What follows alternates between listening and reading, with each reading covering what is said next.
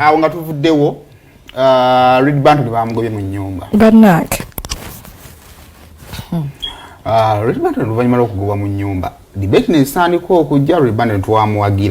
twamuwagira sente ze yaziteeka emyaka emeka emabega era nga tukyali kwezo kumala bbanga ki ye Red Banton alina hit mmeka yakuba hit yemu noonyamu emu yokka tekisoboka alina noonyamu ne pozi yakubawo ekiyimba kuba Red Banton yali star 12 n'agwa mu 12 myaka ebiri gyokka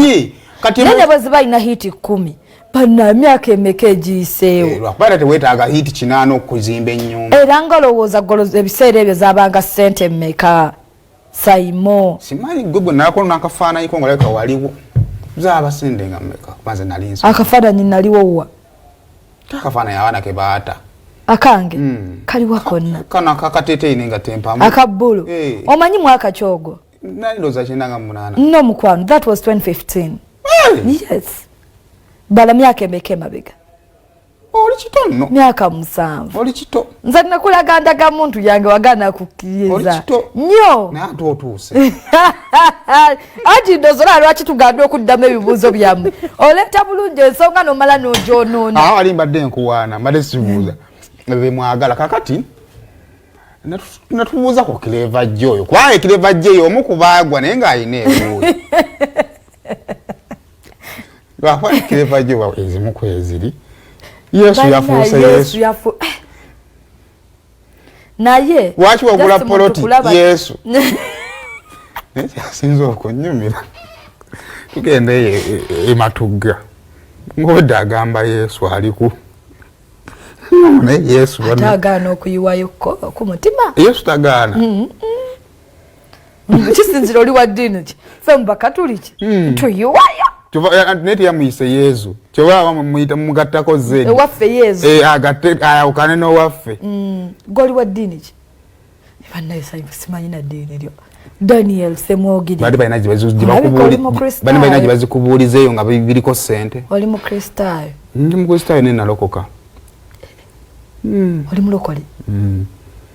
nalokole alokokerawo alokokera mu mutima osomerawo osabira abalokole kati mugenda na trending pastor osabirawa kati ndi waka kati gwe pastor Iga yafa oli mulokole osabiranga pastor Iga ku TV Chicho olifate werabide omayo pastor lero coding azisusse kakati pasooke batuwe kitu batugamba ki Red Banton pasooke batuwe Red Banton ne Kiva J yabanja kimanyiko oba takimanyiko kuba mukyanzi yawo simulabanga 20% bantu balala nnyo nga simulabanga ko physically simumanyi bamanja emyezi emeka ebiri kakati we yagambidde simanya myezi 8 n'emyezi 2 bene mukazi musirusiru esente zamututeeyo ku TV okugamba nti ajja okumumanda singa yagenze n'agulamu akazigo ke naddamu neyeeyeresa bulungi oyo muwala kyali muyambyeko gweyina okyapangisa oba nzina mukama we yampa mbeera kataluko awo wali mukama we yampa awo wembeera so topangisa era nkyo nkibaza mukama yanzija mu bapangisa nampa ewange kati mukwano gwo Red Banton kijja kitya okubanga omuyimbi yakuba hit esawa zino nga y'omu ku gwe bagobaganya mu nnyumba buli muyimbi yenna gwe twali naye mu generation zaffe mbirombira alina okulaba Yesu ife tugenda ku LC tulina LC wetusula siwe kiri tulina ne poliisi wetusula siwe kiri kati atagenda atya ku TV ka TV yamusasudde bw'otalaba Yesu opangisa eno dda mu mpangisa endala nova mu mpangisa eno dda mu mpangisa endala bw'olaba Yesu enagamba nga kundabye kati wano abaako kyakolera naye batomulabye osolobera muzigo paka bbanga lyonna bambi kyanyambye ekiwala ekyo nekigenda ku TV sente bazisindise dda wano ku simu ez'emyezi emeka ebyo emyezi ebiri naye kati kino kiva ku kyolowooza kiva mu butayagala Yesu kuba tebamulabako gye bali kuba obutabanga bamukiririzaamu babe nga abajjamu ebyo naye ffe munnaye nze nalabako era ndi musanyufu tugambe nti Red Banton takkiririza mu Katonda anti yagamba mukkiriza tebali kwasibwa nsonyi bwabanga Red Button obuzibu bwalimu kati bumukwasa ensonyi kitegeeza yinza batanamukkiriza kubanga zitabakwasa nsonyi genda mu maaso n'enkyagenda oba ku kiti byonna gendayo buli wamu mukiragire naye sente ezo zaali badde zikiyamba kigulemu ku bizigo kuba kyali kyeru nekiddugala kati kibadde kitandisa okuddayo mu kkala yakyo entuufu nga wotugambye olina wooswaga wakikola otya yesu kwe kulongosa mu makubo gange nali nga nkola nga tegateredde abamu bagamba wasikirawo wakola otya okugulawo awo okusikawo ndowooza muzeewo aba amaze okufa olyoka osikenze muzeeyi wange akyaliyo abaana abamu mwewagula n'ogamba muzeeyi nze nsaliraako wano neeyiye si wente bwe mbadde nze kyamuvumira ddala bw'alibanga yeye ajjanjabe physical ajjanjabe maaso ku maaso tulerabeko naye simumanyi wempa sente mulala kati ye bw'aba yabanja ate sibitegeera oba agende mu wirikeni baagala bakanyamanga oyo asobola okubanja ezo zirakatajja zisobola zibanja kiwakola otya gwe gifunanga gwe nakkiriza Yesu nentandika okukkiriza eddoboozi lyempuliranga kireva va ku bwenzi kireva lekerawo okulimbalimba shoza abantu genda ozikole wotakozezaayo sente bwabanga irandiroodi naye tekimmalira nabudde ekyo ekiwala sikyekirandiroodi naye kyanyambyeko amakaliro yampeereza dde amaja sente zaabwe zituuse kati ndi ku zero balance bwabanga irandiroodi ajja abikole ki abikaso ni bwabanga si yeye bagezanga n'alinyawo oyo mulalu yeetaaga ndowooza na buyambi bwaba bugende okebera mu meseji oba nali musikumiddeko sente n'emu bwe baba bamuwa sente bwenziwadde n'abagabirako ndowooza soka akati si alina okummanja nagumira embeera za wansi nengera naye kuba ettaffaali nga bwe mwandabanga nga buli kalimu nkakola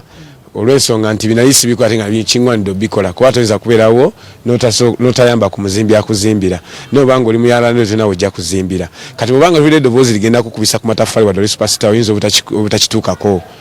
paka ng'omaze kugonda nawe n'obaako emirimu gy'okola nga gwe ku nnyumba gy'oba oyagadde oba mu kifo ky'oba oyagadde kale mu ssaala zo ebigambo byogera engeri gy'obyogeramu kikiwafuka pasita kiki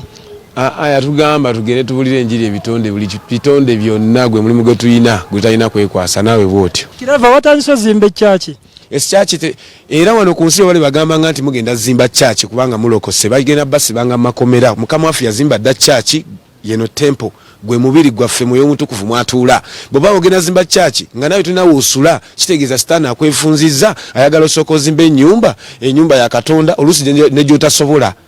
so kakati awo wonna bontegeera tempo ya Mukama obeera omaze okuwona ebintu bingi Kiva gye yabadde ku first hotel awo ennyumba omubiri gwe yeekaalu ya Katonda omubiri gwe yeekaalu ya Katonda kati Yesu osobola okuzimba ekkanisa eno yaffe eya bulijjo naye ng'ate omubiri gwo Katonda tasobola kukuŋŋaaniramu so kati omwoyo gwe gukkiriza Katonda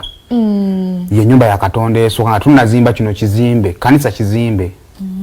kyova Bayibuli egamba nti ababiri oba abasatu bakuŋŋaanira n'abeeranga wamu nabo so ekkanisa etandika n'abantu ekatula kuba kati mwenaku zino mufa nnyo ku bizimbe kati Kiva gye wabeerera omutuufu nga tonnagenda zimba kkanisa gw'omwoyo gwo Katonda atuulamu